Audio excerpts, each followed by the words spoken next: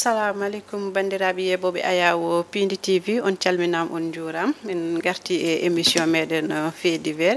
hadi ɗum enon onon mbaɗe juuli mburu onon yeɓoɓe Pindi TV kal yallo hokken wattude ni sahaji kewɗi inchallahu rabbi fait divers hando puɗɗorteɗen ko jaaten ko Thiès suku debbo goto dañƴi duuɓi capantati kañum de heptino ɓinguel dewel wattandi ko ɗeɗɗude ɓinguel ngel wurtan ko balɗe tati o ɗeɗɗi ɓinguel ngel o weddi ɗum e hiɓere wotere wonnode mahede taw gasani no fawanode jungu o wi waɗi mbo sabade ɗen gueɗe koyo suku debbo goto ganduɗa hoore makko sehel makko e ɓaddirno ala foof ke baddata ko copain muɗum waɗi mbo nonere ko gacce wonno pour o garda guel ɗon ɓinguel ɗum taki mbo warde ɓinguel ngel oɗo saaha kanko suku debbo o bon fawa jungu fait divers oɗo ko gorkaji dañƴi duuɓi 50 jeeya tonerte to Mbour kanko de o hollir ko oɗo saaha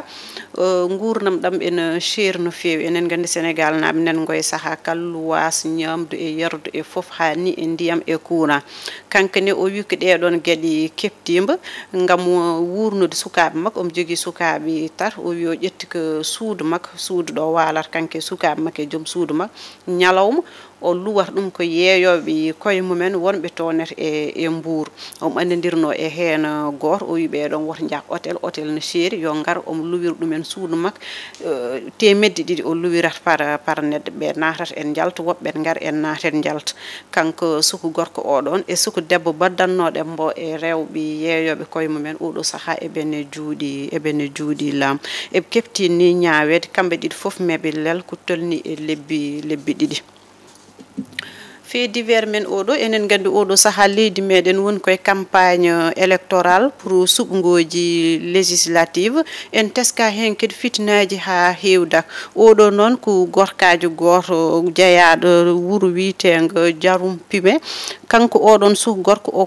ko émigré mais saaha kal so yeehi ha élection yonti ɗo te Sénégal o arata wadde battre campagne e sere Mouhamadou Djité oɗon kañum woni directeur de l'administration et du personnel des impôts et domaines saha kal so élection ari o ummoto extérieur kanko gorkaji oɗo mo duuɓi 50 o arta ɗo te Sénégal wadde battre campagne ngol ɗo lawol noon batrugol makko campagne koko ɓurti saabu o addiri ko fetel baɗɗo baluji réel baluji mo gandanɗa hoore ma warata neɗɗo ɗum ɗo no tiiri e worɓe ɗiɗi e campagne men mbaɗanno tonete e wuuro mabɓe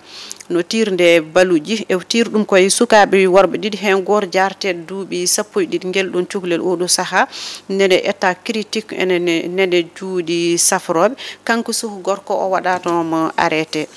o bone juuɗi laam o saaha oɗo fait divers ko drame goto baɗɗo Thiès enen gandi ɗeɗo balɗe toɓoli ɗi ene kewi ñande hen no toɓnode ha heewi tonete Thiès hawruno ke suku gorko goto ceernajo goto au moins ene jangguina almuɓe muɗum ɗo jooɗi ɗo omo jangguina almuɓe makko ɗon dal hiɓere nde saami e dow mabɓe no samde e dow mabɓe ganiɓe hen keeɓi jeeɗiɗi kanko ceernajo hen jeeya e ɓinguel muɗum caggal neɓe nawade hôpital noon kanko ceernajo e ɓinguel makko dewel toskel ɓe battidimo wasde hen pittali mabɓe enen duwno koreji mabɓe kala oɗo fait divers mo battintoɗeno jaaten ko Rufisque ko gorko goto de fiyanno ɓinguel mum gorel dañguel duuɓi 14 wattidi ko warde ɓinguel ngel no wardi ɓinguel ngel noon o wi kombo suuɗu affaire o wi ko maayi tan mayde ko Allah ari joni o ƴetti ɓinguel ngel o nawi ɗum Pikine to yete morgue Pikine o yeehe chef de quartier toon o wi ɗum yo daranmo bawɗo lorde mayɗo no on darannomo nde bawɗo lorde mayɗo ɓen gaari puɗɗima golle ɗe tan eɓe jii e ɓondu cukalel ngel gañande te omo takki ƴiƴam eɓe gandi oɗo mayde muɗum wona Allah arini tan neɓe noddunode babiraɗo eɓe namno eɓe jii o waɗi paniqué o ronki haalde ha laaɓi caggal mudum en paabi wonko balwi hener e mbadi alerté police no police arnode kanko babiraado o hollir ko bingel makko wonko wadno ko feewani o yidano warde dum wana dum wonno faandare makko yidde hulbindi cuklengel o no hulbinannode cuklengel non piggal ngal muusi ngel wadi pikke crise caggal mudum wasi fittanu mudum wana dum non wonno faandare makko no police fu hedaki haal makko sabu odo saha kanko babiraado odo net obone juudi lam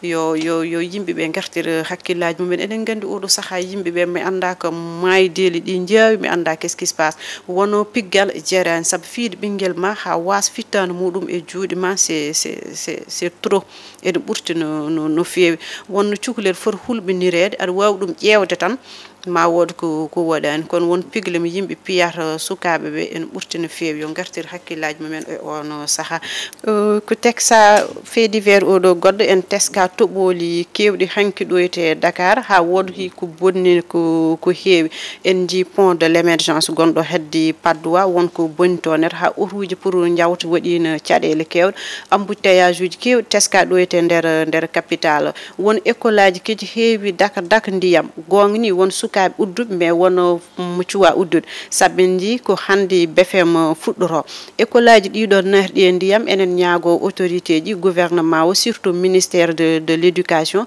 no ummanto golle de gile law hade école uddirde sukabe mbaaw écolaji mbaaw jabbadi sukabe jagde nde wasa tardude bandiraɓe sehlaɓe ko ɗum ɗo min gaddano on e fait divers ndeɗo yontere en calmini Adama Diop gorko mo horkoƴere gelleji birom Demba Dogo en jewni mam no feewi Adama Diop plateau o yeewi no feewi bandiraɓe sehlaɓe ha gongol inchallah